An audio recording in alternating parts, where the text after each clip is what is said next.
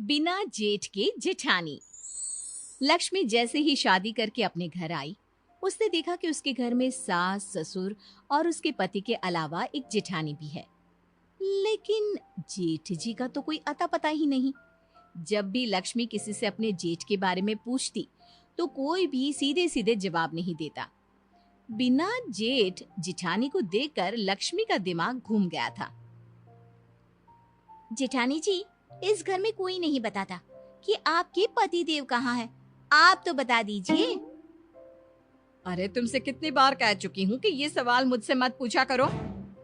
लक्ष्मी अपनी सास के पास जाती है। सासू माँ, अब कैसी माँ है? आपकी बड़ी बहू बिना पति के घर में रहती है और आपको बुरा भी नहीं लगता? अरे तुम फिर भी वही सवाल कर रही हो। तुम ये मान लो कि तुम्हारी जेठानी बिना जेठ की है, उसमें तुम्हें परेशानी क्या है? परेशानी नहीं है सासू माँ, लेकिन आज तक कभी ऐसा देखा भी नहीं।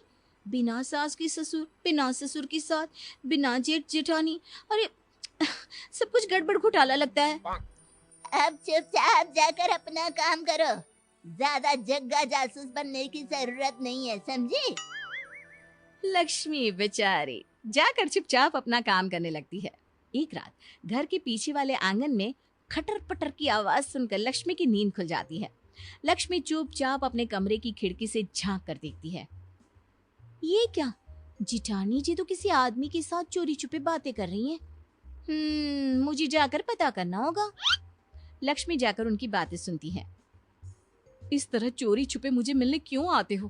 किसी को पता चल गया तो? अरे पता चल गया तो चल जाने दो। तुम जानती हो ना मैं तुमसे कितना प्यार करता हूँ।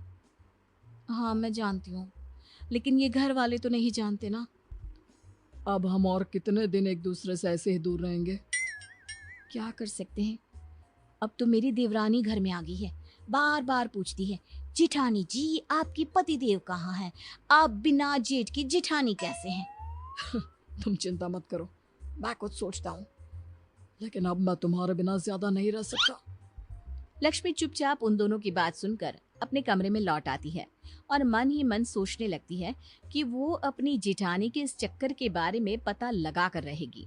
अगले दिन लक्ष्मी अपने पति से पूछती है, अजी सुनते हो, जरा अपने बड़े भाई के बारे में कुछ तो बताओ। कैसा बड़ा भाई?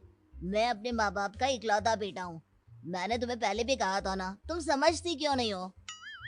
अगर तुम इकलौते बेटे हो तो मेरी जेठानी ये किसके बीवी है? अगर तुम्हारा कोई बड़ा भाई नहीं तो वो मेरी जेठानी कैसे होगी? देखो, इस बारे में इस घर में कोई सवाल जवाब नहीं करता, और अच्छा होगा कि तुम भी मत करो। बस ये मान लो कि वो तुम्हारी जेठानी है, लेकिन तुम्हारा कोई जेठ है ही नहीं। अरे ऐसे कैसे मान लूं? ऐसा कहीं होता है क्या? होता है, हमारे घर में होता है। मिल गई तसल्ली, अब जाओ यहाँ से। लक्ष्मी बेचारी चुपचाप अपना समूह लेकर वहां से वापस चली जाती है। अगले दिन जब लक्ष्मी बाजार जाती है तो उसे वही आदमी नजर आता है जो उसने रात को अपनी जेठानी के साथ देखा था। अरे सुनिए भाई साहब, जरा मेरी बात तो सुनिए। अब क्या हुआ बहन जी, कौन है आप? क्या काम है आपको मुझसे? देखिए, मैं आपके बारे में सब जानती हूँ। कल रात आप मेरे घर आए थे मेरी जेठानी से मिलने। आखिर आप है कौन? अरे क्या बताऊं, तुम्हारी जेठानी का पति हूँ मैं, और भला कौन?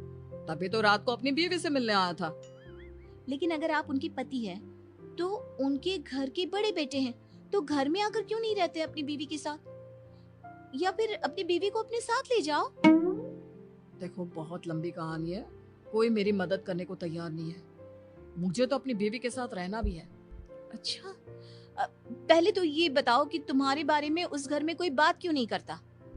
अरे क्यों करेंगे, मेरा उस घर वालों से कोई लेना देना है ही नहीं। ये क्या बात हुई? जब मेरी जेठानी तुम्हारी बीवी है तो तुम मेरे जेठ हुए ना, उस घर के बड़े बेटे। अरे नहीं नहीं, यही तो कहानी में ट्विस्ट है। मैं तुम्हारी जेठानी का पति हूँ, लेकिन उस घर का बड़ा बेटा नहीं हूँ। हे भगवान, मैं पागल हो जाऊंगी।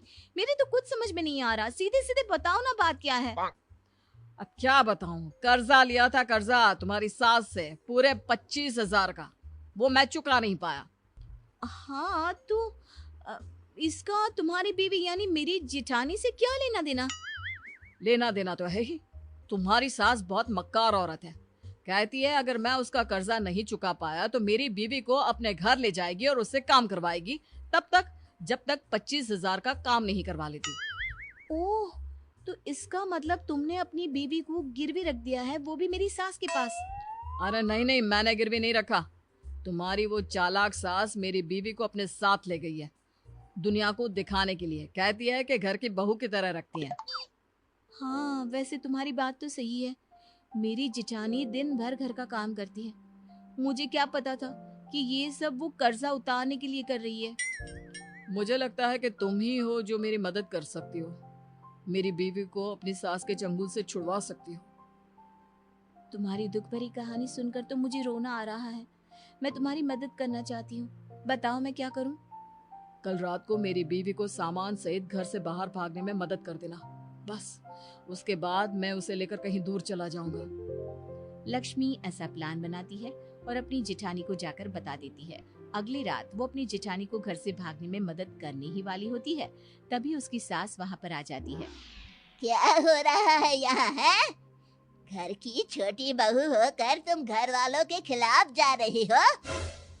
लक्ष्मी, तुमसे मना किया था ना इस झगड़े से दूर रहो। लेकिन आप लोगों ने किसी की बीवी को अपने घर में बंधुआ मजदूर बनाकर रखा हुआ है, ये कोई अच्छी बात है क्या? जबरदस्ती उसे जेठानी का नाम देकर इस घर की बहू बनाकर दिन रात काम करवाते रहते हैं। अब ये तुमसे किसने कहा है? ये मनगढ़ंत कहानी कहाँ से बना कर लाई हो? इसका पति मिल गया था मुझे कल बाजार में, और उसी ने मुझे बताया कि कुछ पैसों की वजह से आपने उसकी बीवी को अपने घर में रख लिया है। लगता है भाई साहब ने तुमको भी पागल बना दिया। मतलब?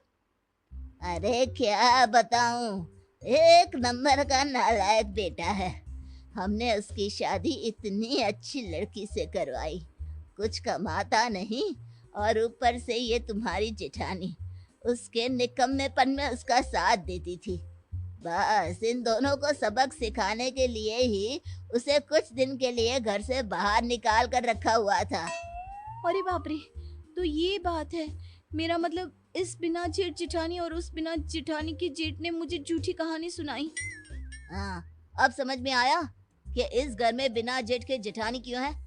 दरअसल वो तुम्हारा जेठ है, मेरा बड़ा भाई, लेकिन वो ढंग से काम करे इसलिए उसको सबक सिखाने के लिए कुछ दिन इस घर से दूर रखा गया था।